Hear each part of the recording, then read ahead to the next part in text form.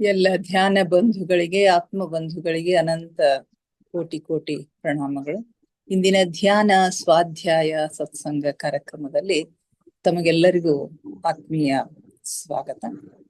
ಮೊಟ್ಟ ಮೊದಲಿಗೆ ನಮ್ಮೆಲ್ಲರ ಧ್ಯಾನ ಗುರುಗಳಾದ ಪರಮ ಪೂಜ್ಯರಾದ ಬ್ರಹ್ಮರ್ಷಿ ಪಿತಾಮಹ ಡಾಕ್ಟರ್ ಸುಭಾಷ್ ಪತ್ರಿಜಿಯವರ ಚರಣ ಕಮಲಗಳಿಗೆ ವಂದಿಸುತ್ತಾ, ಗುರುಮಾತಾ ಸ್ವರ್ಣಮಾಲಾ ಅಮ್ಮನವರ ಪಾದ ಕಮಲಗಳಿಗೆ ನಮಿಸುತ್ತಾ, ನಮ್ಮೆಲ್ಲರ ಚೈತನ್ಯ ಶಕ್ತಿಯಾಗಿರ್ತಕ್ಕಂಥ ಮಹೋತ್ತಾರ್ ಬಾಬಾ ಅವರನ್ನ ಮಂದಿರದಲ್ಲಿ ಸ್ಮರಿಸುತ್ತಾ, ನನ್ನ ಗುರುಗಳಾದ ತಟವಾಲಿ ಬಾಬಾ, ಬರ್ಫಾನಿ ಬಾಬಾ, ಮಹದಾನಂದ ಬಾಬಾಜಿಯವರನ್ನ ನನ್ನ ಹೃದಯ ಮಂದಿರದಲ್ಲಿ ಸ್ಮರಿಸುತ್ತಾ, ನಮ್ಮ ಮಾರ್ಗದರ್ಶಕ ಗುರುಗಳಾದ ಡಾಕ್ಟರ್ ಜೀವನ್ಧರ್ ಕೇತಪ್ಪ ಸರ್ ಅವರಿಗೆ ವಂದಿಸುತ್ತಾ, ಅಯ್ಯಪ್ಪ ಪಿಂಡಿ ಸರ್ ಅವರಿಗೆ ವಂದಿಸುತ್ತಾ, ಎಲ್ಲ ಆಸ್ಟ್ರಲ್ ಮಾಸ್ಟರ್ಸ್ ಗಳಿಗೆ, ಪಿರಾಮಿಡ್ ಮಾಸ್ಟರ್ಸ್ ಗಳಿಗೆ ವಂದಿಸುತ್ತಾ, ಸೀತಾ ಮಾತೆ, ಯಶೋಧರಾ ಮಾತೆ, ವಸುಂಧರಾ ಮಾತೆಯರಿಗೆ ವಂದಿಸುತ್ತಾ, ಅವರೆಲ್ಲರ ಚೈತನ್ಯ ಶಕ್ತಿಯೊಂದಿಗೆ ನಮ್ಮ ಚೈತನ್ಯ ಶಕ್ತಿಯನ್ನ ಅನುಸಂಧಾನಗೊಳಿಸುತ್ತಾ ನಾವು ಇಂದಿನ ಸ್ವಾಧ್ಯಾಯವನ್ನ ಆರಂಭಿಸೋಣ. ಮಾಸ್ಟರ್ಸ್, ಆತ್ಮಾಯಣದ ಸ್ವಾಧ್ಯಾಯ ಪಯಣಕ್ಕೆ ತಮಗೆಲ್ಲರಿಗೂ ಮತ್ತೊಮ್ಮೆ ಸ್ವಾಗತವನ್ನ ಕೋರ್ತಾ ಇದ್ದೇನೆ. ಈ ಆತ್ಮದ ಪಯಣದಲ್ಲಿ ಮನುಷ್ಯ ದೇಹ ಬಿಟ್ಟ ಮೇಲೆ ಸೂಕ್ಷ್ಮ ಲೋಕದಲ್ಲಿ ಯಾವ ರೀತಿ ಅವನ ಬದುಕಿ ಇರುತ್ತೆ ಅಂತಕ್ಕಂಥದ್ದನ್ನ ನಾವು ಚರ್ಚೆ ಮಾಡ್ತಾ ಇದ್ವಿ. ನಿನ್ನೆ ಒಂದು ಮಗು ಚಿಕ್ಕ ವಯಸ್ಸು ಹುಟ್ಟಿದ ತಕ್ಷಣ ಅಥವಾ ಕೆಲವೇ ದಿವಸಗಳಲ್ಲಿ ಮಗು ತೀರಿಕೊಂಡಾಗ, ಮರಣ ಹೊಂದಿದಾಗ ತುಂಬಾ ದುಃಖ ಆಗ್ತದ. ಇಷ್ಟು ಇದಕ್ಕಾಗಿ ಯಾಕೆ ಅವರು ಬರಬೇಕಾಗಿತ್ತು, ಕೇವಲ ಮರಣದ ಒಂದು ದುಃಖವನ್ನು ಅನುಭವಿಸ್ಲಿಕ್ಕೆ ಬರ್ಬೇಕು ಹೀಗೆ ಅಂತ ಹೇಳಿ ತುಂಬಾ ದುಃಖ ಅನಿಸ್ತದ. ಆದ್ರೆ ನಿಜವಾಗಿಯೂ ಅವರು ಅದಕ್ಕಾಗಿಯೇ ಬಂದಿರ್ತಾರೆ. ಅಷ್ಟೇ ಅನುಭವ ಪಡೆಯೋದಕ್ಕಾಗಿನೇ ಅವರು ಬಂದಿರ್ತಾರೆ ಅಂತ ಹೇಳಿ ಹೇಳ್ತಾರೆ. ನಂತರ ಆ ರೀತಿ ಚಿಕ್ಕ ವಯಸ್ಸಿನಲ್ಲಿ ಮಗು ತೀರಿಕೊಂಡಾಗ ಬಹುಬೇಗನೆ ಮೇಲ್ಲೋಕಕ್ಕೆ ಹೋಗಿ ಮತ್ತೆ ಭೂಮಿಗೆ ಬರ್ತಕ್ಕಂತಹ ಒಂದು ಸಾಧ್ಯತೆ, ಬೇಗನೆ ಮತ್ತೊಂದು ಮರುಜನ್ಮ ಸಿಗ್ತದ ಅಂತಕ್ಕಂಥ ಮಾತುಗಳನ್ನ ಹೇಳ್ತಾರೆ. ಹೀಗೆ ವಿಕಾಸದ ಮೂಲಭೂತ ನಿಯಮಗಳಿಂದ ಸುಪರಿಚಿತರಾದವರಿಗೆ ಮಕ್ಕಳು ಬೇಗ ಮರಣ ಹೊಂದಿದರೆ ಅವರಿಗೆ ಹಾನಿಯಾಗಿದೆ ಎಂದು ಅಥವಾ ಅವರಿಗೆ ಏನಾದರೂ ತೊಂದರೆಯಾಗುವುದೆಂದು ಭಾವಿಸುವುದಿಲ್ಲ. ಈ ವಿಕಾಸ ಹಂತದ ಬಗ್ಗೆ ತಿಳುವಳಿಕೆ ಇರ್ತಕ್ಕಂತಹ ಜನರು ಮಕ್ಕಳು ಮರಣ ಹೊಂದಿದಾಗ ಅವ್ರಿಗೆ ಹಾನಿಯಾಗಿದೆ ಅಥವಾ ಏನೋ ತೊಂದರೆ ಆಗಿದೆ ಅಂತ ಹೇಳಿ ಯಾರು ಭಾವಿಸೋದಿಲ್ಲ. ಸಾಮಾನ್ಯ ಜನರು ಈ ಸಂಗತಿಯನ್ನು ಅರ್ಥ ಮಾಡಿಕೊಂಡ್ರೆ ಜಗತ್ತು ಎಷ್ಟು ಆನಂದಮಯವಾಗಿರ್ತದ ಅಂತಕ್ಕಂಥ ಮಾತನ್ನ ಇಲ್ಲಿ ಹೇಳ್ತಾರೆ. ಹೀಗೆ ಮಕ್ಕಳು ಸೂಕ್ಷ್ಮ ಲೋಕವನ್ನ ತಲುಪಿದಾಗ ಅಲ್ಲಿ ಅವರಿಗೆ ಜೀವನ ಹೇಗಿರುತ್ತೆ ಅನ್ನೋದನ್ನ ಇನ್ನು ಮುಂದುವರೆದು ಹೇಳ್ತಾರೆ. ಅಲ್ಲಿ ಅವರಿಗೆ ಕಲ್ಪನಾತೀತವಾದ ಸುಖಿ ಜೀವನವು ದೊರೆಯುತ್ತದೆ. ಮಕ್ಕಳು ಸೂಕ್ಷ್ಮ ಲೋಕವನ್ನ ತಲುಪಿದಾಗ ಅಲ್ಲಿ ಅವರಿಗೆ ಕಲ್ಪನೆಗೆ ಮೀರಿದ ಅಥವಾ ಕಲ್ಪನಾತೀತವಾಗಿರ್ತಕ್ಕಂಥ ಒಂದು ಸುಖಿ ಜೀವನ ಅವ್ರಿಗೆ ದೊರೀತದ ಅಂತ ಹೇಳಿ ಹೇಳ್ತಾರೆ. ಯಾಕಂದ್ರೆ ಯಾವುದೇ ವಸ್ತುವಿನ ನಿರ್ಬಂಧ ಅಲ್ಲಿ ಇರುವುದಿಲ್ಲ. ಸೂಕ್ಷ್ಮ ಲೋಕದಲ್ಲಿ ಯಾವುದೇ ವಸ್ತುವಿನ ನಿರ್ಬಂಧ, ಸಮಯದ ನಿರ್ಬಂಧ ಇಲ್ಲ, ಯಾವುದೇ ವಸ್ತುವಿನ ನಿರ್ಬಂಧ ಇರೋದಿಲ್ಲ. ಅವರ ಪಾಲನೆ ಪೋಷಣೆ ಮಾಡುವವರಿಗೆ ಅಲ್ಲಿ ಕೊರತೆ ಇಲ್ಲ. ಮಕ್ಕಳ ಪಾಲನೆ ಪೋಷಣೆ ಮಾಡ್ಲಿಕ್ಕೆ ಹಲವಾರು ಜನರು, ಎಷ್ಟೋ ಜನರು ಕಾತರರಾಗಿ ಕುಳಿತಿರ್ತಾರಂತೆ. ಅಲ್ಲಿ ಯಾವುದಕ್ಕೂ ಅವರಿಗೆ ಕೊರತೆ ಇರೋದಿಲ್ಲ. ಬಾಲ್ಯ ಕಾಲದಲ್ಲಿಯೇ ಮೃತ್ಯುವಿಗೆ ತುತ್ತಾದ ಮಕ್ಕಳ ಪಾಲನೆ ಪೋಷಣೆಗೆ ಅತ್ಯಂತ ಉತ್ಸುಕತೆಯನ್ನು ಹೊಂದಿದ ಬಹಳಷ್ಟು ತಾಯಂದಿರು ಭೂಮಿಯಿಂದ ಹೋಗಿ ಅಲ್ಲೇ ಇರ್ತಾರಂತೆ. ಮಕ್ಕಳ ಲಾಲನೆ ಪಾಲನೆ ಮಾಡ್ಬೇಕು ಅಂತಕ್ಕಂಥ ಉತ್ಸಾಹದಿಂದ ಬಹಳಷ್ಟು ತಾಯಂದಿರು ಇಚ್ಛೆಯಿಂದ ಅಲ್ಲಿ ಇರ್ತಾರಂತೆ. ಅವರು ಇಂಥ ಮಕ್ಕಳನ್ನ ನೋಡ್ಕೊಳ್ತಾರೆ ಅಂತಕ್ಕಂಥ ಮಾತಲ್ಲಿ ಹೇಳ್ತಾರೆ. ಅವರಿಗೆ ಭೂಮಿಯ ಮೇಲೆ ಇರುವಾಗಿನಂತೆಯೇ ಈಗಲೂ ಅದೇ ಮಮತೆಯ ಭಾವ ಇರುತ್ತದೆ. ಆ ತಾಯಂದಿರಿಗೆ ಭೂಮಿಯ ಮೇಲೆ ಯಾವ ರೀತಿ ಮಮತೆಯ ಭಾವನೆ ಇರ್ತದಲ್ಲ, ಅದೇ ರೀತಿಯ ಮಮತೆಯ ಭಾವನೆ ಇರ್ತದ. ಆದ್ರೆ ಈಗ ಬಡತನ, ಆಹಾರದ ಕೊರತೆ, ಶೀತ ಮೊದಲಾದ ಸಮಸ್ಯೆಗಳು ಅವರಿಗೆ ಇರೋದಿಲ್ಲ. ಮಕ್ಕಳನ್ನ ಲಾಲನೆ ಪಾಲನೆ ಮಾಡುವಾಗ ಭೂಮಿಯ ಮೇಲೆ ಇರ್ತಕ್ಕಂತಹ ಸಮಸ್ಯೆಗಳು ಅಲ್ಲಿ ಅವರಿಗೆ ಇರೋದಿಲ್ಲ. ಬಡತನದ ಸಮಸ್ಯೆ ಇರೋದಿಲ್ಲ, ಆಹಾರದ ಕೊರತೆ ಇರೋದಿಲ್ಲ. ಮಕ್ಕಳು ಬೇಗನೆ ಶೀತ ಮುಂತಾದ ಅನಾರೋಗ್ಯಕ್ಕೆ ಒಳಗಾಗ್ತಕ್ಕಂಥ ಸಮಸ್ಯೆಗಳು ಇರೋದಿಲ್ಲ. ನಿದ್ರೆಯ ಅವಶ್ಯಕತೆ ಇರುವುದಿಲ್ಲ. ಅಲ್ಲಿರ್ತಕ್ಕಂಥವ್ರಿಗೆ, ಸೂಕ್ಷ್ಮ ಲೋಕದಲ್ಲಿ ಇರ್ತಕ್ಕಂಥವ್ರದ್ದು ಮಗುನೇ ಆಗಿರ್ಲಿ ಅಥವಾ ದೊಡ್ಡವರೇ ಆಗಿರ್ಲಿ, ಅವ್ರಿಗೆ ನಿದ್ರೆಯ ಅವಶ್ಯಕತೆನೇ ಇರೋದಿಲ್ಲ. ಆದ್ರಿಂದ ಅವರು ಮಕ್ಕಳನ್ನು ಜೋಪಾನ ಮಾಡುವುದಕ್ಕಾಗಿ ಪಡೆದುಕೊಂಡ ನಂತರ ಅವರ ಹತ್ತಿರ ಸಮಯದ ಅಭಾವ ಅನ್ನೋದು ಎಂದೂ ಕಾಣಿಸೋದಿಲ್ಲ. ಅವರು ಮಕ್ಕಳನ್ನು ಜೋಪಾನ ಮಾಡುವುದಷ್ಟೇ ಅಲ್ಲದೆ ಅವರ ಮನರಂಜನೆ ಹಾಗೂ ಶಿಕ್ಷಣದ ಕುರಿತು ಗಮನವನ್ನು ಹರಿಸ್ತಾರೆ. ಕೇವಲ ಮಕ್ಕಳನ್ನ ನೋಡ್ಕೊಳ್ಳೋದಷ್ಟೇ ಅಲ್ದೇನೆ, ಅವರ ಲಾಲನೆ ಪಾಲನೆ ಮಾಡೋದಷ್ಟೇ ಅಲ್ದೇನೆ, ಅವರ ಶಿಕ್ಷಣದ ಬಗ್ಗೆ, ಅವರ ಮನರಂಜನೆಯ ಬಗ್ಗೆ ಕೂಡ ಅವರು ಗಮನ ಹರಿಸ್ತಾರೆ. ವಿಶೇಷವೆಂದರೆ ಇದರಲ್ಲಿ ಅವರು ಸಂತುಷ್ಟರಾಗ್ತಾರೆ.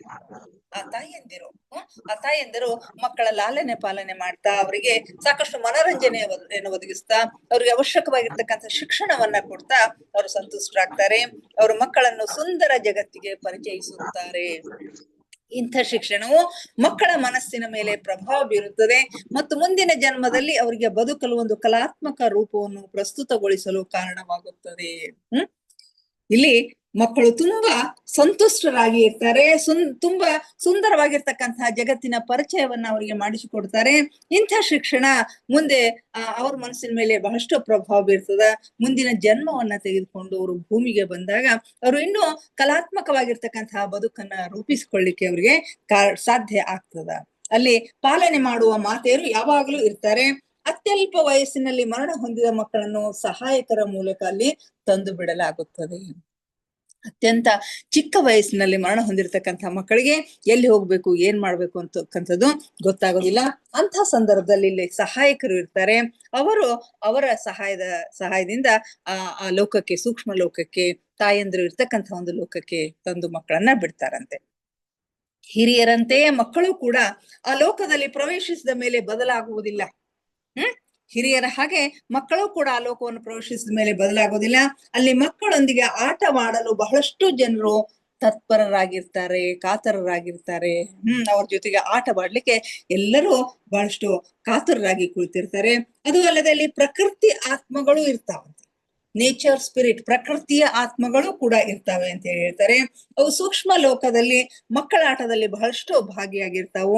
ಕಲ್ಪನಾಶೀಲ ಬಾಲಕನೊಬ್ಬನು ತನ್ನ ಕಲ್ಪನೆಯಲ್ಲಿ ತನ್ನ ಸುತ್ತಲೂ ಪರಲೋಕದ ಕಥೆಗಳನ್ನು ವರ್ಣಿಸಲ್ಪಟ್ಟ ವಾತಾವರಣದಲ್ಲಿ ತನ್ನನ್ನು ತಾನು ಆವರಿಸಿಕೊಂಡಿರುತ್ತಾನೆ. ಮಕ್ಕಳು ಕಲ್ಪನಾ ಲೋಕದಲ್ಲಿ ಕಥೆಯನ್ನ ಹೇಳಿದಾಗ ಅವರ ಕಲ್ಪನೆಯಲ್ಲಿ ಬರ್ತಕ್ಕಂಥ ಎಲ್ಲ ಪಾತ್ರಗಳನ್ನ ಅವನ ಕಣ್ಣು ಮುಂದೆ ತಂದ್ಕೊಳ್ತಾರೆ. ಇಂತಹ ಕಲ್ಪನಾ ಲೋಕದಲ್ಲಿ ಅವನು ಆವರಿಸ್ಕೊಂಡಿರ್ತಾನೆ. ಯಾಕಂದ್ರೆ ಇಲ್ಲಿ ಆಲೋಚನಾ ಮಾತ್ರದಿಂದಲೇ ಎಲ್ಲವೂ ಸಾಕಾರ ಆಗ್ತಾ ಇದೆ. ಕಲ್ಪನೆ ಮಾಡ್ಕೊಂಡ್ರೆ ಸಾಕು, ಸಾಕಾರ ಆಗ್ತದೆ. ಕಲ್ಪನೆಯಲ್ಲಿ ಕಥೆಯಲ್ಲಿರ್ತಕ್ಕಂಥ ನಾಯಕ ಮುಂದೆ ಬರಬೇಕು ಅಂತಂದ್ರೆ ಅವನು ಬಂದು ಬಿಡ್ತಾನೆ. ಹೀಗಾಗಿ ಎಲ್ಲವೂ ಸಾಕಾರ ಆಗ್ತಾ ಇರ್ತದೆ. ಬಾಲಕನ ಮನಸ್ಸಿನಲ್ಲಿ ಒಂದು ವಸ್ತು ಇರುವವರೆಗೆ ಅದು ಅವನೆದುರು ಉಪಸ್ಥಿತಿ ಹೊಂದದ. ಬಾಲಕನೊಬ್ಬನಿಗೆ ನದಿಯಲ್ಲಿ ನಾವೆಯನ್ನು ನಡೆಸಬೇಕಾಗಿದ್ದರೆ ಅವನು ಟಬ್ನೊಳಗೆ ಸರಳುಗಳನ್ನಿಟ್ಟು ನಾವೆಯ ಕಲ್ಪನೆಯನ್ನು ಮಾಡದೆ ಅವನು ನದಿಯ, ನಾವೆಯ ಹಾಗೂ ಹರಿಗೋಲಿನ ಕುರಿತು ಕಲ್ಪನೆ ಮಾಡಿದರೆ ಸಾಕು, ಅವೆಲ್ಲ ಅವನೆದುರು ಪ್ರತ್ಯಕ್ಷವಾಗಿ ಬಂದು ಬಿಡ್ತಾವಂತೆ. ನಾವೆಯನ್ನ ನೀರಿನಲ್ಲಿ, ನದಿಯಲ್ಲಿ ನಾವೆಯನ್ನ ನಡೆಸ್ಬೇಕು ಅಂತಕ್ಕಂಥ ಕಲ್ಪನೆ ಮಾಡ್ಕೊಂಡ್ರೆ ಅವನ ಕಲ್ಪನಾ ಲೋಕದಲ್ಲಿ ಅವೆಲ್ಲ ಬಂದು ಪ್ರತ್ಯಕ್ಷ ಆಗ್ತಾವು. ಯಾವ ಮಕ್ಕಳಿಗೆ ತಮ್ಮ ಕಥೆಗಳ ನಾಯಕನನ್ನು ಅನುಕರಿಸಬೇಕು ಅಂತಕ್ಕಂಥ ಹವ್ಯಾಸ ಇರುತ್ತದೆಯೋ ಅವರಿಗೆ ತಮ್ಮ ಈ ನಾಯಕನ ರೂಪದಲ್ಲಿ ಕಲ್ಪನೆ ಮಾಡಿಕೊಂಡ್ರೆ ಸಾಕು, ಒಂದು ಹೊಸ ಪಾತ್ರ ನಿರ್ಮಾಣವಾಗುತ್ತೆ. ಕಥೆಯಲ್ಲಿರ್ತಕ್ಕಂಥ ನಾಯಕರು ಸಾಮಾನ್ಯವಾಗಿ ನಾಯಕರನ್ನ ಅನುಸರಿಸ್ತಾ ಇರ್ತಾರೆ. ಮಕ್ಕಳ ಸ್ವಭಾವ ಏನು ಅಂತಂದ್ರೆ ಹಿರಿಯರನ್ನ ಅನುಸರಿಸೋದು, ತನಗೆ ಇಷ್ಟವಾಗಿರ್ತಕ್ಕಂಥವ್ರನ್ನ ಅನುಸರಿಸೋದು. ತನ್ನ ಇಷ್ಟವಾಗಿರ್ತಕ್ಕಂಥ ನಾಯಕ ತನ್ನ ಎದುರು ಪ್ರಸ್ತುತ ಆಗ್ಬೇಕು ಅಂತಂದ್ರೆ ಅಂತ ನಾಯಕರ ಕಲ್ಪನೆಯಲ್ಲಿ ಆಗ್ಬಿಡ್ತದೆ, ಅವರ ಕ್ಯಾರೆಕ್ಟರ್ ಅಲ್ಲಿ ಬಂದ್ಬಿಡ್ತದ. ಈ ಪ್ಲಾಸ್ಟಿಕ್ ಸೂಕ್ಷ್ಮ ಶರೀರವು ಅದೇ ಆಕಾರದ್ದಾಗಿರುತ್ತದೆ. ಇಲ್ಲಿ ಪ್ಲಾಸ್ಟಿಕ್ ಸೂಕ್ಷ್ಮ ಶರೀರ ಅಂತ ಹೇಳಿ ಕರೀತಾರೆ. ಪ್ಲಾಸ್ಟಿಕ್ ಸೂಕ್ಷ್ಮ ಶರೀರ ಅಂತಂದ್ರೆ ಇಲ್ಲಿ ಹೊಸ ಪಾತ್ರಗಳ ನಿರ್ಮಾಣ ಆ ಪ್ಲಾಸ್ಟಿಕ್ ಸೂಕ್ಷ್ಮ ಶರೀರದ ರೂಪದಲ್ಲಿ ಆಗುತ್ತೆ ಅಂತ ಹೇಳಿ ಹೇಳ್ತಾರೆ. ಈ ಪ್ಲಾಸ್ಟಿಕ್ ಸೂಕ್ಷ್ಮ ಶರೀರವು ಅದೇ ಆಕಾರದ್ದಾಗಿರುತ್ತದೆ ಹಾಗೂ ಕೆಲವು ಸಮಯದವರೆಗೆ ಮಗು ಯಾವ ಕಲ್ಪನೆಯನ್ನು ಮಾಡುತ್ತಿರುತ್ತದೆಯೋ ಅದೇ ಆಗುತ್ತದೆ. ಅದು ರೆಕ್ಕೆಗಳಿರುವಂತಹ ಪಾದರಕ್ಷೆಗಳನ್ನು ಧರಿಸಿದ ಹರ್ಮೀಸ್ ಆಗಬಹುದು, ಆಗ್ರೋದ ಇನ್ಚಾರ್ಜ್ ಜೀಸಸ್ ಅಥವಾ ಶೇರ್ವುಡ್ ಅರಣ್ಯದ ನಾಯಕ ರಾಬಿನ್ ಹುಡ್ ಕೂಡ ಆಗಬಹುದು. ಇವರೆಲ್ಲರೂ ಮಕ್ಕಳ ಕಲ್ಪನೆಯ ನಾಯಕರು. ಅವ್ರು ಯಾವ ನಾಯಕರು ತನ್ನ ಎದುರು ಬರ್ಬೇಕನ್ಸುತ್ತೋ ಆ ನಾಯಕರು ಅವ್ರ ಎದುರು ಬಂದು ಪ್ರತ್ಯಕ್ಷ ಆಗ್ತಾರೆ. ಅವರು ಬಯಸಿದ ತಕ್ಷಣ ಆಗುವುದರಿಂದ ಬಹು ಬೇಗನೆ ಅವರಿಗೆ ಬೇಸರ ಆಗ್ತದಂತೆ. ಯಾವುದು ಸುಲಭವಾಗಿ ಸಿಗುವುದಿಲ್ವೋ ಅದರ ಬಗ್ಗೆ ಆಸಕ್ತಿ ಬಹಳಷ್ಟು ಇರ್ತದ, ಅದಕ್ಕಾಗಿ ಪ್ರಯತ್ನ ಮಾಡ್ತಕ್ಕಂಥದ್ದು ಬಹಳಷ್ಟು ಆಗ್ತದ. ಆದ್ರೆ ತಾನು ಬಯಸಿದ್ದೆಲ್ಲವೂ ಸುಲಭವಾಗಿ ಸಿಕ್ಕಾಗ ಅದರಿಂದ ಬೇಸರ ಆಗ್ಬಿಡ್ತದ. ಬಹುಬೇಗನೆ ಅವರು ಬೇಸರಿಸ್ಕೊಳ್ತಾರೆ. ಆಗ ಅವನು ಯಾರಾದ್ರೂ ಇನ್ನೊಬ್ಬರ ಕುರಿತು ಯೋಚಿಸಬೇಕಾಗ್ತದ. ಅಂತ ಸಮಯದಲ್ಲಿ ಪ್ಲಾಸ್ಟಿಕ್ ಸೂಕ್ಷ್ಮ ಶರೀರವು ಅವನ ಆಜ್ಞೆಯ ಪಾಲನೆಯನ್ನ ಮಾಡುತ್ತದೆ. ಒಬ್ಬ ನಾಯಕ ಬೇಜಾರಾದ್ರೆ ಮತ್ತೊಬ್ಬ ನಾಯಕನ ಕಲ್ಪನೆಯನ್ನ ಮಾಡ್ಕೋಬೇಕು. ಒಂದು ವಸ್ತು ಆಟಕ್ಕೆ ಬೇಸರವಾದ್ರೆ ಇನ್ನೊಂದು ವಸ್ತುವಿನ ಕಲ್ಪನೆಯನ್ನ ಅವನು ಮಾಡ್ಕೊಳ್ತಾನೆ. ಹಾಗೆ ಮಾಡಿಕೊಂಡಾಗ ಈ ಪ್ಲಾಸ್ಟಿಕ್ಸ್ ಸೂಕ್ಷ್ಮ ಶರೀರ ಅಂತ ಹೇಳಿರ್ತದಂತ ಅದು ಅವನ ಸಹಾಯಕ್ಕೆ ಬರುತ್ತೆ. ತಮ್ಮ ಕಲ್ಪಿತ ಪಾತ್ರಗಳ ಮಧ್ಯದಲ್ಲಿರುವುದು ಮಕ್ಕಳಿಗೆ ಬಹಳಷ್ಟು ಅದ್ಭುತವಾದದ್ದನ್ನ ಕಲಿಸ್ತದ. ಅದು ಭೌತಿಕ ಜಗತ್ತಿನಲ್ಲಿ ಸಂಭವವಿಲ್ಲ. ಇದು ಕೂಡ ತನ್ನಷ್ಟಕ್ಕೆ ಮಕ್ಕಳಿಗೊಂದು ಅದ್ಭುತವಾದ ಶಿಕ್ಷಣವಾಗಿದೆ. ಭೌತಿಕ ಜಗತ್ತಿನಲ್ಲಿ ಅದು ಸಾಧ್ಯವಿಲ್ಲ. ಇವತ್ತು ಸಾಕಷ್ಟು ಜನರು ಮಕ್ಕಳು ಬೇಡಿದ್ದೆಲ್ಲವನ್ನು ಸಾಧ್ಯವಾದಷ್ಟು ತಂದು ಕೊಡ್ತಕ್ಕಂಥದ್ದು ಇರುತ್ತೆ. ಆದ್ರೂ ಕೂಡ ಸ್ವಲ್ಪ ಕೊರತೆ ಅಂತಕ್ಕಂಥದ್ದು ಇಲ್ಲಿ ಕಂಡು ಬರುತ್ತೆ. ಆದ್ರೆ ಆ ರೀತಿಯ ಕೊರತೆ, ಆ ರೀತಿಯ ಒಂದು ಏನಂತೀರಿ ಯಾವುದೇ ವಸ್ತು ಸಿಗದೆ ಇರ್ತಕ್ಕಂಥ ಒಂದು ಪರಿಸ್ಥಿತಿ ಸೂಕ್ಷ್ಮ ಲೋಕದಲ್ಲಿ ಇರೋದಿಲ್ಲ. ಮಕ್ಕಳು ಒಂದಾದ ಮೇಲೊಂದು ಪ್ರಶ್ನೆಗಳನ್ನು ಕೇಳುತ್ತಲೇ ಇರುತ್ತಾರೆ. ಇದು ಸಹಜ ಸ್ವಭಾವ, ಮಕ್ಕಳ ಸಹಜ ಸ್ವಭಾವ. ಒಂದಾದ ನಂತರ ಒಂದು ಪ್ರಶ್ನೆಗಳನ್ನ ಕೇಳ್ತಾನೆ ಇರ್ತಾರೆ. ಅದು ನಮ್ಗೆಲ್ಲರಿಗೂ ಗೊತ್ತು. ಉತ್ತರ ನೀಡಿದ ಮೇಲೂ ಕೂಡ ಬಂಡೆಗಲ್ಲಿಗೆ ತಲೆ ಚಚ್ಚಿಕೊಳ್ಳುವಂತೆ ಆಗುತ್ತದೆ. ಅವರ ಪ್ರಶ್ನೆಗಳಿಗೆ ಉತ್ತರಿಸಿದಾಗ ಮತ್ತೆ ಮತ್ತೆ ಅದೇ ಪ್ರಶ್ನೆಯನ್ನ ಮಕ್ಕಳು ಕೇಳ್ತವೆ. ಆಗ ತಲೆಯನ್ನ ಚಚ್ಕೊಳ್ತಷ್ಟು ಸಿಟ್ಟು ಬರುತ್ತೆ. ಯಾಕಂದ್ರೆ ಮಗುವಿನ ಮಸ್ತಿಷ್ಕವು ಇನ್ನೂ ವಿಕಸಿತಗೊಂಡಿರುವುದಿಲ್ಲ. ಮಗುವಿನ ಬುದ್ಧಿಶಕ್ತಿ, ಅದರ ಏನಂತೀರಿ ಮಸ್ತಿಷ್ಕ ಇನ್ನು ವಿಕಸಿತ ಆಗಿರೋದಿಲ್ಲ. ನಾವು ಹೇಳಿದ ಉತ್ತರವನ್ನ ಅರ್ಥ ಮಾಡಿಕೊಳ್ಳುವಷ್ಟು ತಿಳುವಳಿಕೆ ಅವುಗಳಿಗೆ ಇರುವುದಿಲ್ಲ. ಎಷ್ಟೋ ಸಲ ನಾವು ಅವು ಮುಂದೆ ಪ್ರಶ್ನೆ ಕೇಳಬಾರದೆಂದು ಸಿಟ್ಟಿಗೆದ್ದು ಅವುಗಳನ್ನು ಬೈಯುತ್ತೇವೆ ಕೂಡ. ನಾವು ಅವುಗಳ ಪ್ರಗತಿಯನ್ನು ತಡೆಯಲು ಬಯಸುವುದಿಲ್ಲ. ಎಷ್ಟೋ ಸಾರಿ ಏನು ಕೇಳಿದ್ದನ್ನೇ ಕೇಳ್ತಿ ಅಂತ ಹೇಳಿ ಪಾಲಕರು ಸಿಟ್ಟಿಗೆ ಹೇಳ್ತಾರೆ. ಆ ಮಕ್ಕಳಿಗೆ ಬೈತಕ್ಕಂತಹ ಪ್ರಸಂಗವು ಕೂಡ ಆಗ್ತದೆ. ನಾವು ಅವುಗಳ ಪ್ರಗತಿಯನ್ನ ತಡೆಯಲಿಕ್ಕೆ ಬಯಸೋದಿಲ್ಲ. ನಮ್ಮ ಉತ್ತರದಿಂದ ಅವರಿಗೆ ತೃಪ್ತಿ ಆಗಿಲ್ಲವೆಂದು ನಮಗೆ ತಿಳಿಯುತ್ತದೆ. ಅವ್ರ ಮನಸ್ಸಿನಲ್ಲಿ ತಪ್ಪು ಅಭಿಪ್ರಾಯ ಹೊಂದುವುದಕ್ಕಿಂತ ನಾವು ಉತ್ತರ ಕೊಡದೇ ಇರುವುದು ಒಳ್ಳೆಯದು. ಎಷ್ಟೋ ಸಾರಿ ಏನು ಉತ್ತರ ಕೊಡಬೇಕು ಅನ್ನೋದು ಗೊತ್ತಿಲ್ಲದ ಅಂತ ಪ್ರಶ್ನೆಗಳನ್ನ ಮಕ್ಕಳು ಕೇಳ್ತಾರೆ. ಆದ್ರೂ ಕೂಡ ಯಾಕೆ ಕೇಳ್ತಾರೆ ಅಂತಂದ್ರೆ ನಮ್ಮ ಉತ್ತರದಿಂದ ಅವರಿಗೆ ಸಮಾಧಾನ ಆಗಿರೋದಿಲ್ಲ. ಹೀಗಾಗಿ ಮತ್ತೆ ಸುತ್ತಿ ಬಳಸಿ ಅದೇ ಪ್ರಶ್ನೆಗಳನ್ನ ಅವರು ಕೇಳ್ತಾ ಇರ್ತಾರೆ. ಅದರಿಂದ ಅವರಿಗೆ ಮನಸ್ಸಿಗೆ ತೃಪ್ತಿ ಆಗುವಂತಹ ಒಂದು ಉತ್ತರವನ್ನ ನಾವು ಕೊಡ್ಬೇಕು. ಇಲ್ಲಂತಂದ್ರೆ ಉತ್ತರ ಕೊಡದೇ ಇರೋದು ಬಹಳಷ್ಟು ಒಳ್ಳೆಯದು. ಏನೇನೋ ತಪ್ಪು ಭಾವನೆಗಳನ್ನ, ಕಲ್ಪನೆಗಳನ್ನ ಮಕ್ಕಳಲ್ಲಿ, ಅಭಿಪ್ರಾಯಗಳನ್ನ ಮಕ್ಕಳಲ್ಲಿ ಬೆಳೆಸೋದು ಒಳ್ಳೆಯದಲ್ಲ. ಸೂಕ್ಷ್ಮ ಲೋಕದಲ್ಲಿ ಹಾಗಾಗೋದಿಲ್ಲ. ನಾವು ಏನು ಉತ್ತರ ಕೊಡಬೇಕೆಂದು ಬಯಸುತ್ತೇವೆಯೋ ಒಂದು ಜೀವಂತ ಮಾಡೆಲ್ ರೀತಿಯಲ್ಲಿ ಅದರ ಚಿತ್ರವು ತಯಾರಾಗಿ ಅವರ ಕಣ್ಮುಂದೆ ಬರುತ್ತದೆ. ಆದ್ರೆ ಸೂಕ್ಷ್ಮ ಲೋಕದಲ್ಲಿ ಹಾಗಾಗೋದಿಲ್ಲ. ಸಾಮಾನ್ಯ ಭೂಮಿಯ ಮೇಲೆ ಹಾಗಾಗತ್ತೆ. ಮಕ್ಕಳು ಕೇಳ್ತಕ್ಕಂಥ ಪ್ರಶ್ನೆಯಿಂದ ನಮಗೆ ಬಹಳಷ್ಟು ಉತ್ತರ ಕೊಡ್ಲಿಕ್ಕೆ ಸಾಧ್ಯ ಆಗೋದಿಲ್ಲ. ಏನೇನೋ ಕೊಟ್ಟು ಅವ್ರ ಬಾಯಿ ಮುಚ್ಚಿಸ್ತಕ್ಕಂಥ ಒಂದು ಕೆಲಸವನ್ನು ನಾವು ಮಾಡ್ತಾ ಇರ್ತೀವಿ. ಆದ್ರೆ ಸೂಕ್ಷ್ಮ ಲೋಕದಲ್ಲಿ ಹಾಗಾಗೋದಿಲ್ಲ. ನಾವು ಏನು ಉತ್ತರ ಕೊಡಬೇಕೆಂದು ಬಯಸುತ್ತೇವೆಯೋ ಒಂದು ಜೀವಂತ ಮಾಡೆಲ್ ರೀತಿಯಲ್ಲಿ ಅದರ ಚಿತ್ರವು ತಯಾರಾಗಿ ಅವರ ಕಣ್ಮುಂದೆ ಬರುತ್ತದೆ. ಸಚಿತ್ರವಾಗಿ ಆ ಉತ್ತರ ಅವರ ಕಣ್ಮುಂದೆ ಬಂದು ನಿಲ್ತದೆ. ಶಬ್ದಗಳಲ್ಲಿ ತಿಳಿಸಿ ಹೇಳುವುದಕ್ಕಿಂತ ಈ ಪದ್ಧತಿಯು ಎಷ್ಟೋ ಶ್ರೇಷ್ಠವಾಗಿದೆ. ಶಬ್ದಗಳಲ್ಲಿ ಹೇಳಿದಾಗ ಅವರಿಗೆ ತಿಳಿದೇ ಹೋಗ್ಬಹುದು. ಚಿತ್ರ ಮುಖೇನ ಅದನ್ನ ತಿಳಿಸಿಕೊಟ್ಟಾಗ ಆ ಮಕ್ಕಳಿಗೆ ಅರ್ಥ ಆಗ್ತಕ್ಕಂಥ ಸಾಧ್ಯತೆ ಇರ್ತದೆ. ಈ ಮಕ್ಕಳು ತಮ್ಮ ತಂದೆ ತಾಯಿ ಗೆಳೆಯರ ಬಳಗವನ್ನು ನೆನಪಿಸಿಕೊಳ್ಳುವುದಿಲ್ಲವೇ ಎಂಬ ಪ್ರಶ್ನೆ ಕೇಳಬಹುದು. ಇದಕ್ಕೆ ಉತ್ತರ ಅವರು ಹಾಗೆ ಮಾಡುವುದಿಲ್ಲ. ಇದಕ್ಕೆ ಕಾರಣವೂ ಇದೆ. ಮೃತ ಮಕ್ಕಳಿರುವ ಲೋಕದಲ್ಲಿ ನಾವೆಲ್ಲರೂ ಸ್ವಪ್ನ ಮಕ್ಕಳಿರುವ ಲೋಕದಲ್ಲಿ ಇರುತ್ತೇವೆ. ಅವರನ್ನು ಕಳೆದುಕೊಂಡ ತಂದೆ ತಾಯಂದಿರು ಆ ಸಮಯದಲ್ಲಿ ಪ್ರತ್ಯಕ್ಷ ಕಾಣುತ್ತಾರೆ.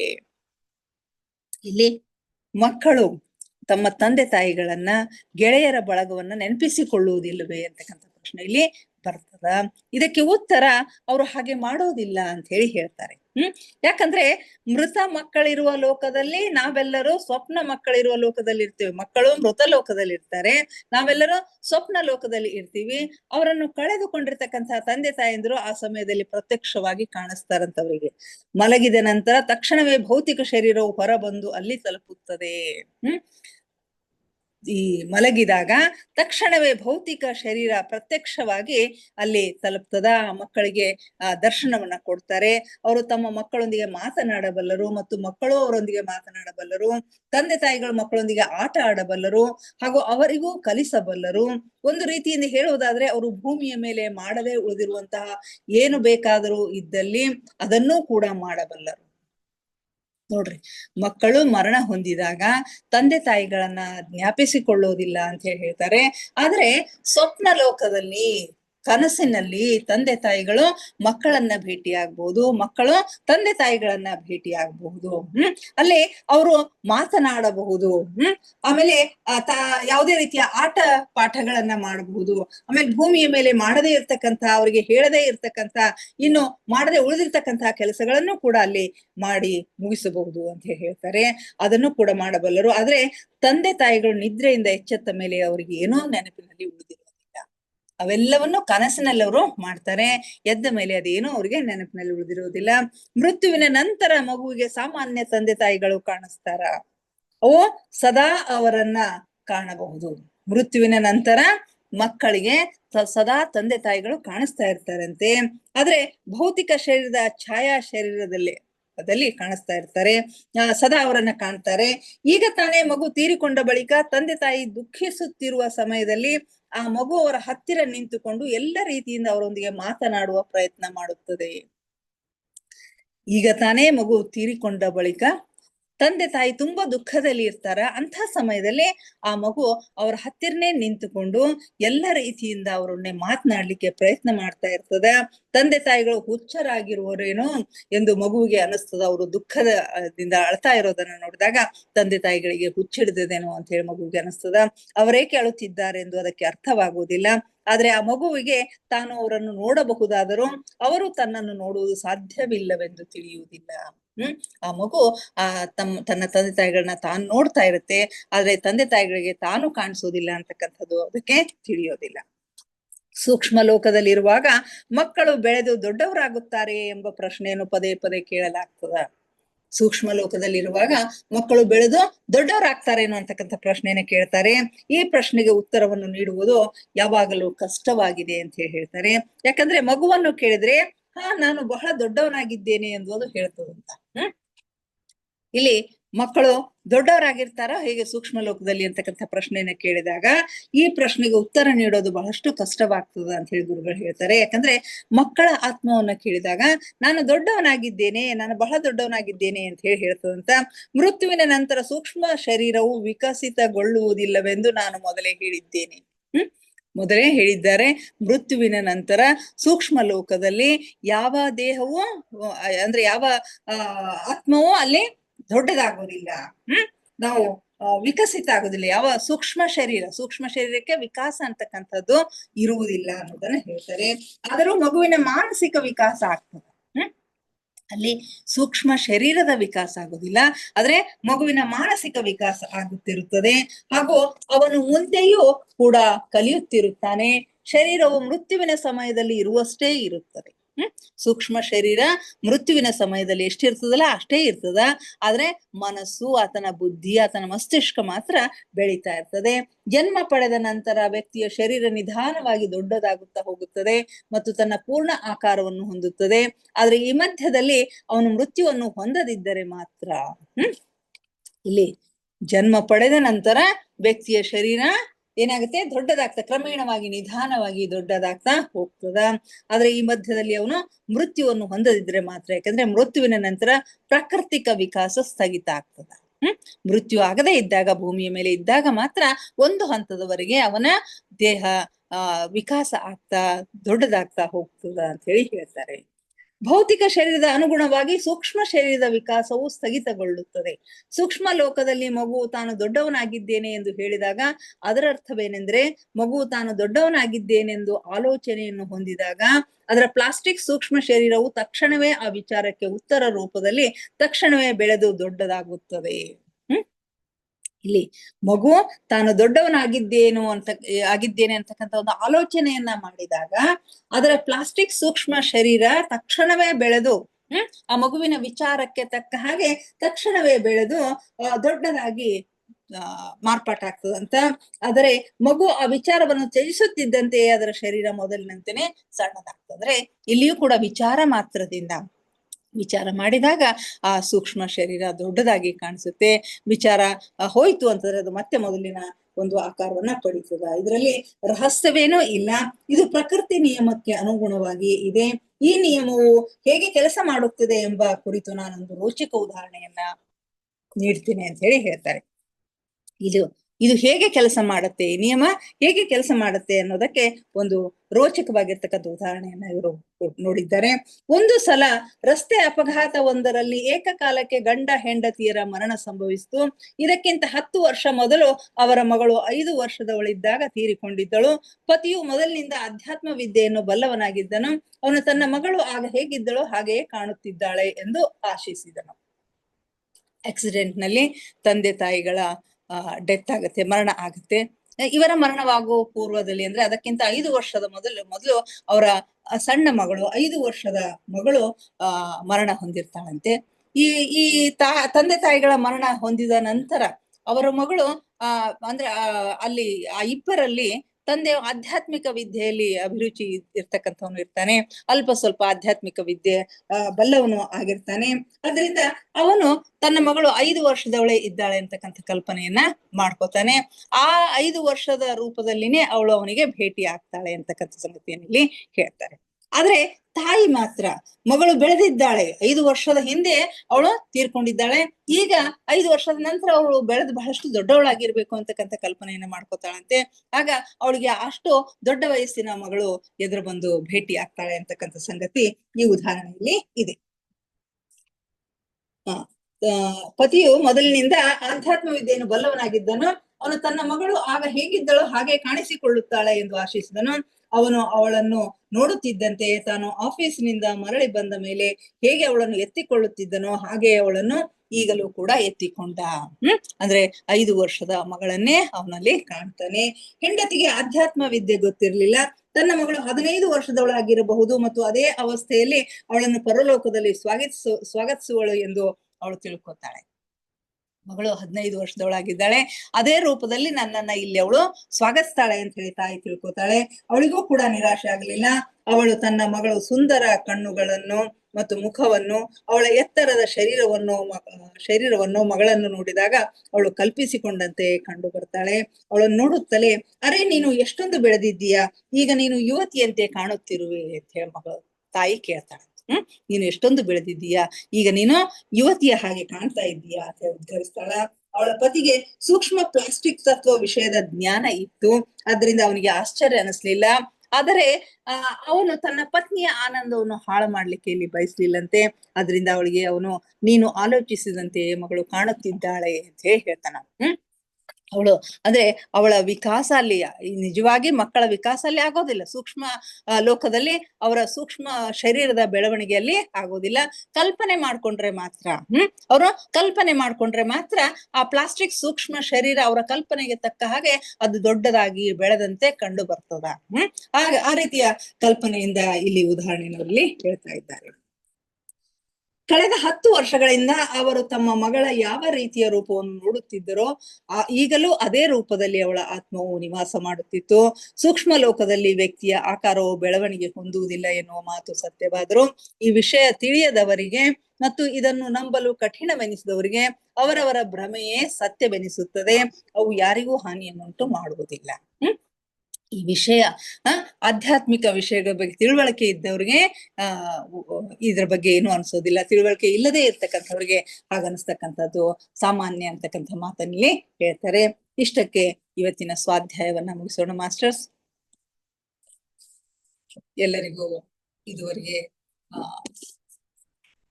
ನನ್ನ ಸ್ವಾಧ್ಯಾಯವನ್ನ ಆಲಿಸಿದ ತಮಗೆಲ್ಲರಿಗೂ ಅನಂತ ಧನ್ಯವಾದಗಳನ್ನ ಅರ್ಪಿಸುತ್ತಾ ದಯವಿಟ್ಟು ಈಗ ಧ್ಯಾನಕ್ಕೆ ಸಿದ್ಧರಾಗಿ ಯಾವುದಾದ್ರೂ ಸ್ಥಿರ ಸುಖಾಸನದಲ್ಲಿ ಕುಳಿತುಕೊಳ್ಳಿ.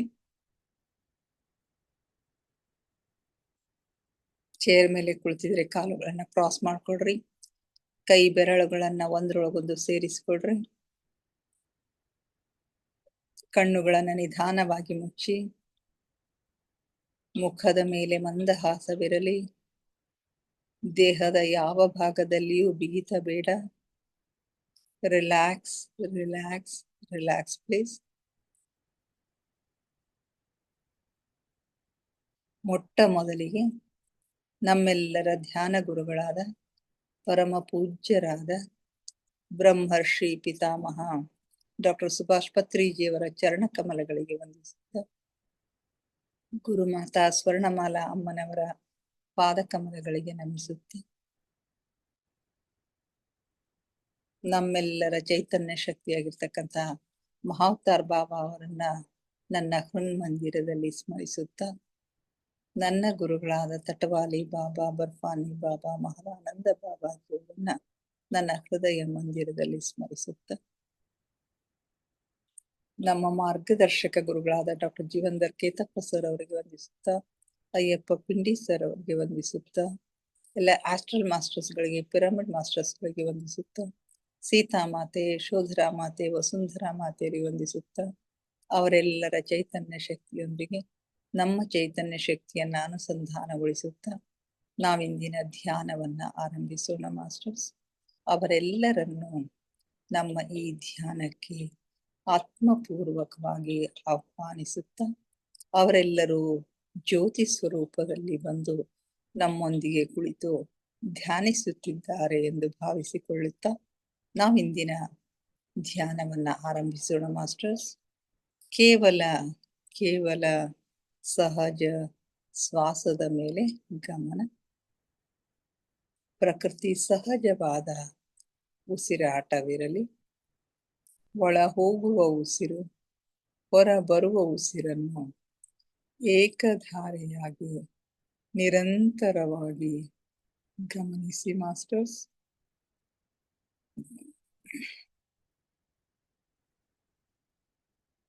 ಉಸಿರನ್ನು ಒಳಗೆ ತೆಗೆದುಕೊಂಡಾಗ ತಂಪು ಅನುಭವ, ಹೊರಗೆ ಬಿಟ್ಟಾಗ ಬಿಸಿ ಅನುಭವವಾಗುತ್ತೆ. ಅದನ್ನು ಗಮನಿಸಿ ಮಾಸ್ಟರ್ಸ್. ಯಾವ ಆಲೋಚನೆಗಳು ಬೇಡ. ಆಲೋಚನೆಗಳು ಬಂದರೆ ಅವುಗಳನ್ನ ಬದಿಗೆ ಸರಿಸಿ ಮತ್ತೆ ಉಸಿರಾಟದ ಮೇಲೆ ಗಮನ ಹರಿಸಿ ಮಾಸ್ಟರ್ಸ್. ಯಾವಾಗ ನಿಮ್ಮ ಗಮನ ಸಂಪೂರ್ಣವಾಗಿ ಉಸಿರಿನ ಮೇಲೆ ಇರುತ್ತದೆಯೋ ಆಗ ಆಲೋಚನೆಗಳು ಶೂನ್ಯವಾಗುತ್ತವೆ, ಮನಸ್ಸು ಶಾಂತವಾಗುತ್ತದೆ, ಧ್ಯಾನ ಸಿದ್ಧಿಸುತ್ತದೆ.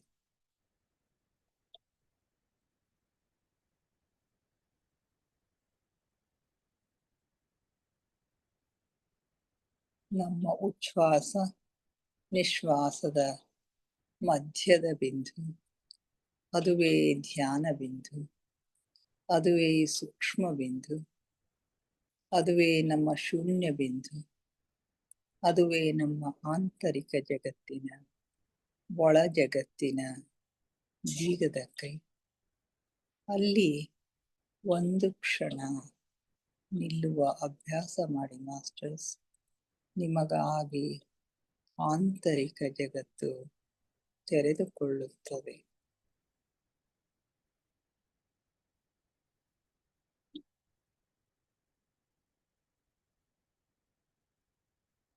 ಆಲಿಸಿ ಆಲಿಸಿ ಸೂಕ್ಷ್ಮ ನಾದಗಳನ್ನು, ಸೂಕ್ಷ್ಮ ಸ್ವರಗಳನ್ನು ಆಲಿಸಿ.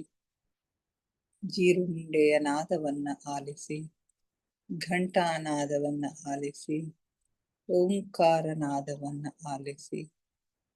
ನೀವೆಷ್ಟು ಸೂಕ್ಷ್ಮಗಳನ್ನು ಆಲಿಸಲು ಸಮರ್ಥರಾಗುತ್ತೀರೋ ಅಷ್ಟು ನಿಮ್ಮ ಒಳ ಜಗತ್ತಿನ ಆಗುಹೋಗುಗಳು, ಸೂಕ್ಷ್ಮ ಜಗತ್ತಿನ ಆಗುಹೋಗುಗಳು, ಮೇಲು ಜಗತ್ತಿನ ಆಗುಹೋಗುಗಳು ನಿಮ್ಮ ಗಮನಕ್ಕೆ ಸ್ಪಷ್ಟವಾಗಿ ಗೋಚರಿಸುತ್ತವೆ ಮಾಸ್ಟರ್ಸ್.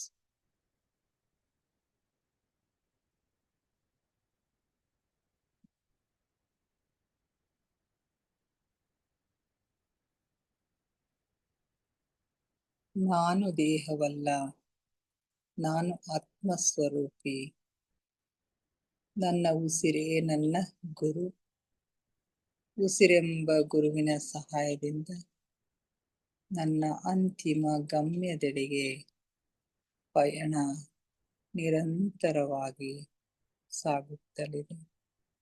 ನನ್ನ ಅಂತಿಮ ಗಮ್ಯ ಆತ್ಮ ಸಾಕ್ಷಾತ್ಕಾರ, ಪರಮಾತ್ಮ ಸಾಕ್ಷಾತ್ಕಾರ.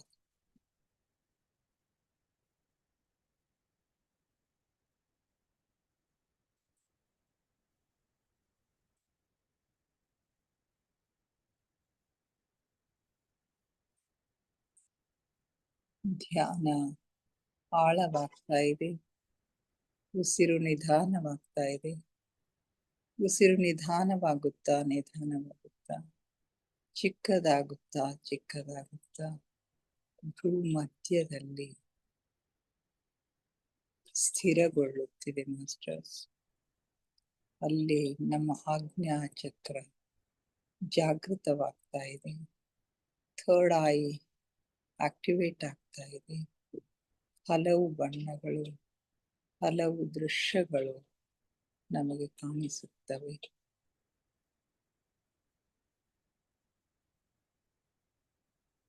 ಏನು ಕಾಣಿಸುತ್ತದೆಯೋ ಅದನ್ನು ಗಮನಿಸಿ ಮಾಸ್ಟರ್ಸ್.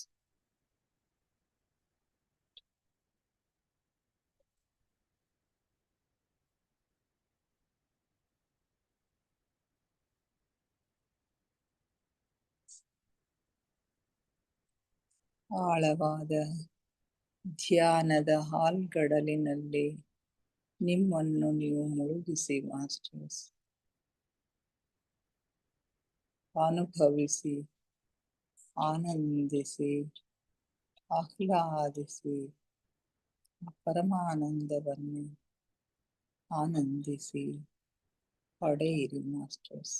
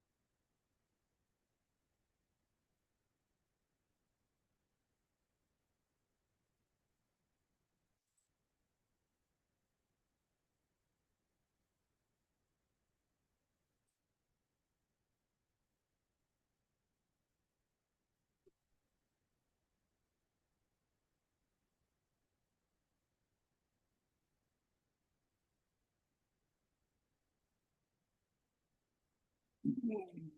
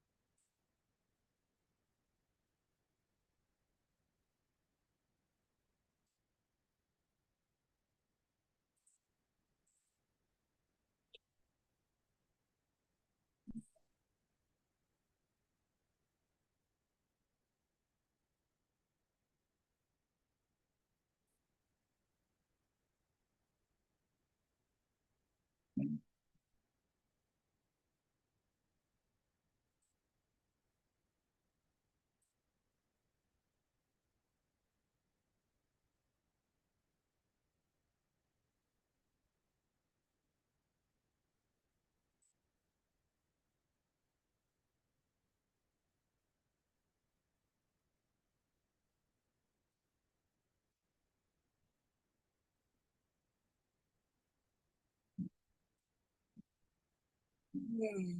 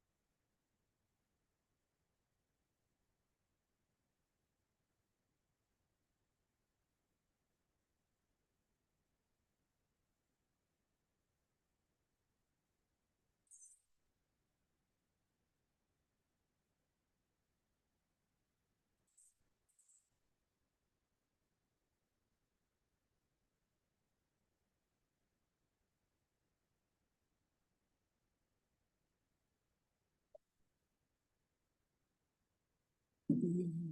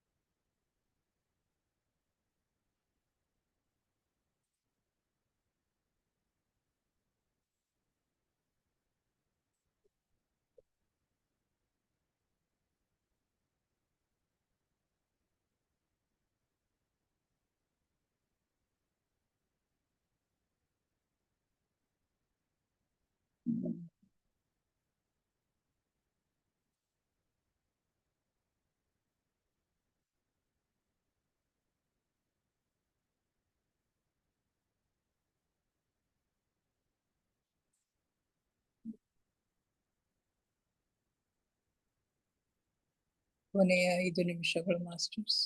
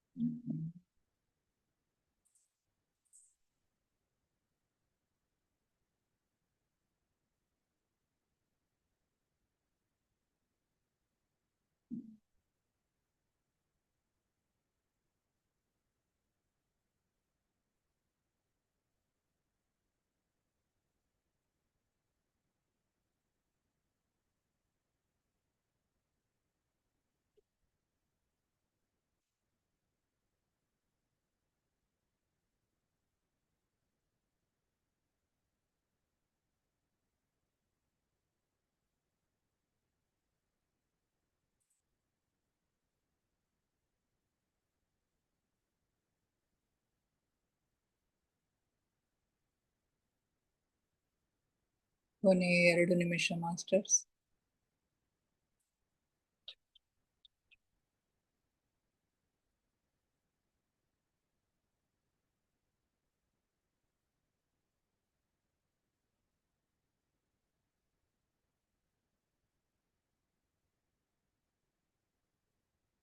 ಕೊನೆ 1 ನಿಮಿಷ. ನಿಧಾನವಾಗಿ ಧ್ಯಾನದಿಂದ ಹೊರಬರಲು ಪ್ರಯತ್ನಿಸಿ ಮಾಸ್ಟರ್ಸ್.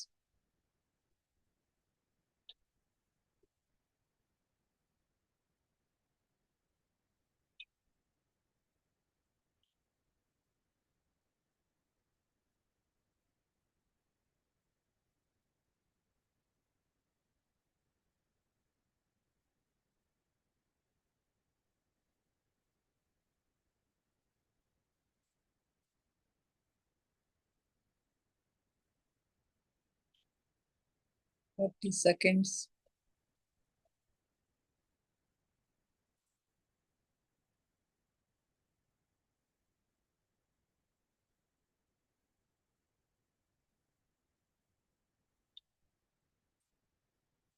Ten seconds.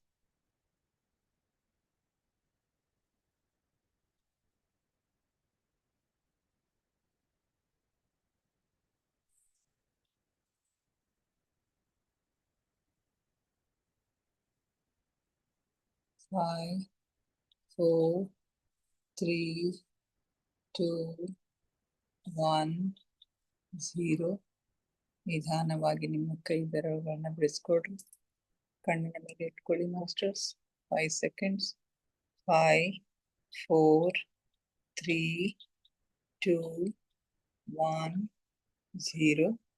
ನಿಧಾನವಾಗಿ ನಿಮ್ಮ ಕಣ್ಣುಗಳ ಮೇಲಿನ ಕೈಗಳನ್ನು ತೆಗೆಯಿರಿ. ಕಣ್ಣುಗಳನ್ನ ನಿಧಾನವಾಗಿ ಓಪನ್ ಮಾಡಿ ಮಾಸ್ಟರ್ಸ್.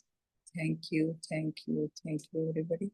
ನಮ್ಮ ಧ್ಯಾನಕ್ಕೆ ಶಕ್ತಿಯನ್ನ ನೀಡಿ ನಮ್ಮೊಂದಿಗೆ ಕುಳಿತು ಧ್ಯಾನ ಮಾಡಿದ ಎಲ್ಲ ಮಾಸ್ಟರ್ಸ್ಗಳಿಗೆ ಅನಂತ ಕೋಟಿ ಕೋಟಿ ಧನ್ಯವಾದಗಳನ್ನು ಅರ್ಪಿಸುತ್ತಾ, ನನ್ನೊಂದಿಗೆ ಧ್ಯಾನಿಸಿದ ತಮಗೆಲ್ಲರಿಗೂ ಮತ್ತೊಮ್ಮೆ ಧನ್ಯವಾದಗಳನ್ನು ಅರ್ಪಿಸುತ್ತಾ, thank you, thank you, thank you everybody.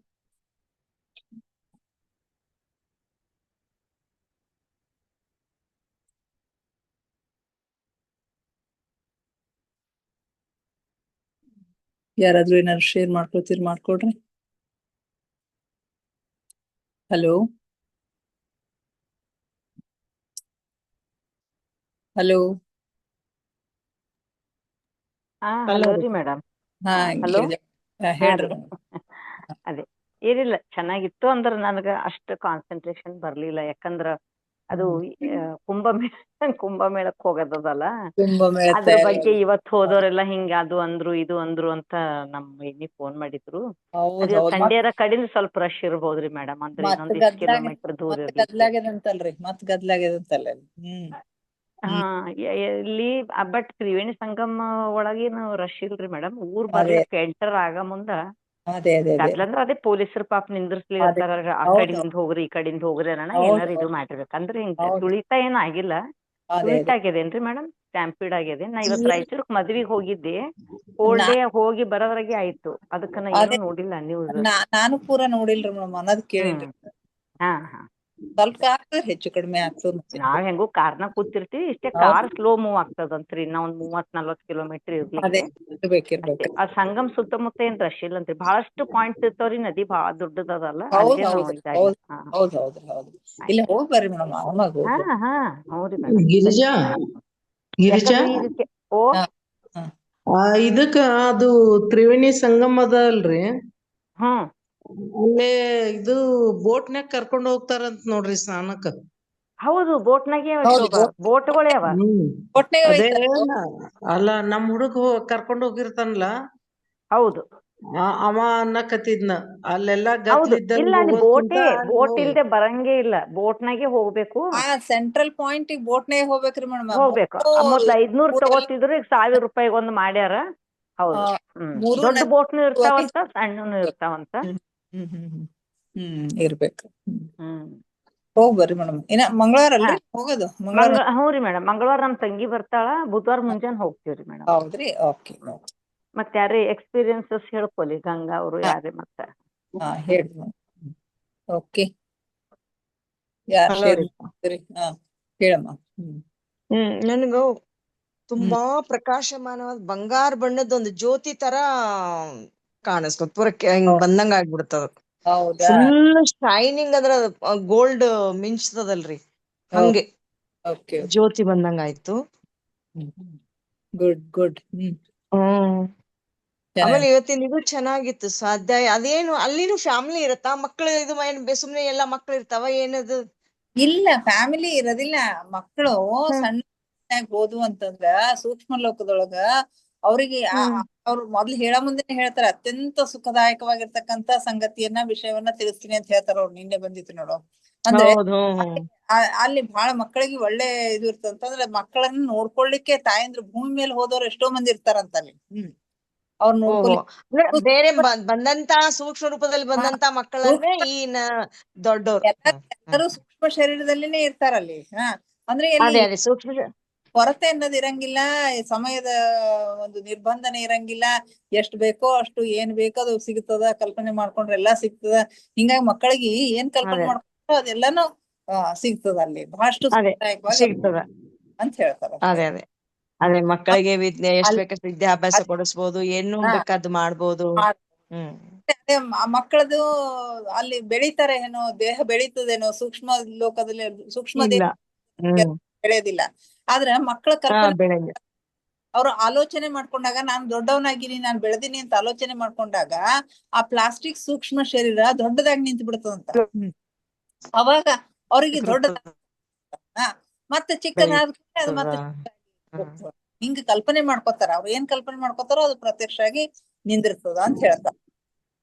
ಅದೇ ಅದೇ ಅದೇ ಅದೇ ಅಲ್ಲಿ ಇಬ್ರು ಅದೇ ತಾಯಿ ತಂದಿದ್ ಎಕ್ಸಾಂಪಲ್ ಹೇಳಿದ್ರು ನೋಡು.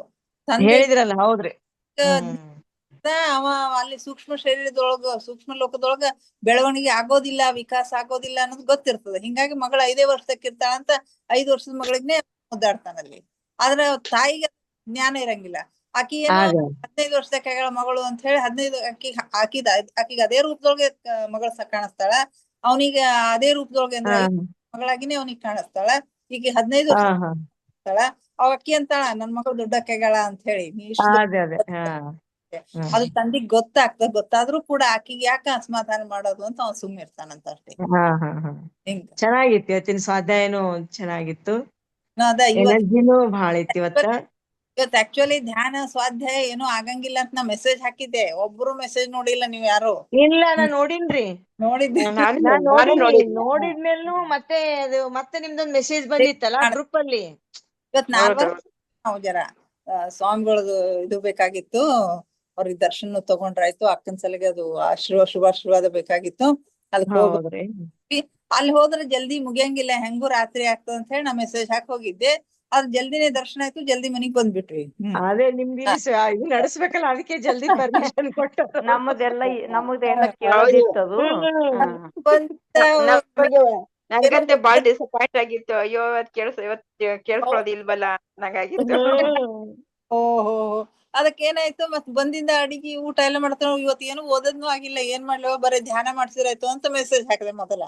ಆಮೇಲೆ ಟೈಮ್ ಉಳಿತ್ ನನಗ 10 ನಿಮಿಷ 3-4 ಪೇಜ್ ಓದಿ ಇದು ಮಾಡ್ದಂಗ ಆಯ್ತು, ಶೇರ್ ಮಾಡ್ಕೊಂಡ. ಇಲ್ಲ, ಇವತ್ತಿಂದು ಸ್ವಾಧ್ಯಾಯ ಅದೆಲ್ಲ ಅರ್ಥ ಆಗುವಂಗ ಇಂಟ್ರೆಸ್ಟಿಂಗ್ ಆಗಿತ್ತು, ಹಿಂಗ ಇದು ಅನ್ನಂಗ್ ಇರ್ಲಿಲ್ಲ. ಅದೇ ಇದ್ ಚೆನ್ನಾಗಿತ್ತು, ಡಿಫಿಕಲ್ಟ್ ಅನ್ನಂಗ್ ಅನಿಸ್ಲಿಲ್ಲ, ಚೆನ್ನಾಗಿತ್ತು. Thank you madam. ಗೌರವ್ರೆ, ನಾವ್ ಹೋಗಿದ್ವಲ್ರಿ ಅವಾಗ ಪ್ರಯಾಗಗೆ. ಅದು ಪೂರ್ಣ ಇದಕ್ಕೆ ನೀವು ಟೀಚರ್ಸ್ ಕಡೆಯಿಂದ ಹೋಗಿದ್ರೇನ್ರಿ? ಹೌದು, ನಾವು ಇದಕ್ ಹೋಗಿದ್ವಿ madam, private college teachers association. ಹೌದು ಹೌದು, ಅದೇ ಅಂದೆ. ಹೌದು, ಅವಾಗ ಹೋಗಿದ್ವಿ. ತ್ರಿವೇಣಿ ಸಂಗಮಕ್ಕೆ ಹೋಗಿ ಬಂದಿವ್ರಿ ಮೇಡಮ್ ನಾವು. ಮೇಡಮ್ ಅದು ಡೆಲ್ಲಿ ರೈಲ್ವೆ ಸ್ಟೇಷನ್ ದಾಗ ಆಗ್ಯದ್ರಿ, ಸ್ಟ್ಯಾಂಪಿಡ್ ಕಾಲ್ ತುಳಿತ ಸಾವು. ಡೆಲ್ಲಿ ರೈಲ್ವೆ ಸ್ಟೇಷನ್ ದಾಗ ಕಂಡಂಗ್ ರಶ್ ಅಂತ್ರಿ, ಈ ಕಡೆ ಬರ್ಲಾಕ ಎಲ್ಲರಿಗೂ. ಅಲ್ಲಿ ಆಗ್ಯದ್ರಿ ಮೇಡಮ್. ಅಲ್ಲಿನಿಲ್ಲ, ಅಲ್ಲಿ ಪ್ರಯಾಗರಾಜ್ ಸುತ್ತ ಏನಿಲ್ಲ. ಹೋಗ್ ಬರ್ರಿ ಮೇಡಮ್. ಹೋಗ್ ಬರ್ತೀವ್ರಿ ಮೇಡಮ್, ಆರಾಮಾಗಿ ಹೋಗ್ಬರ್ರಿ. ಆರಾಮಾಗಿ.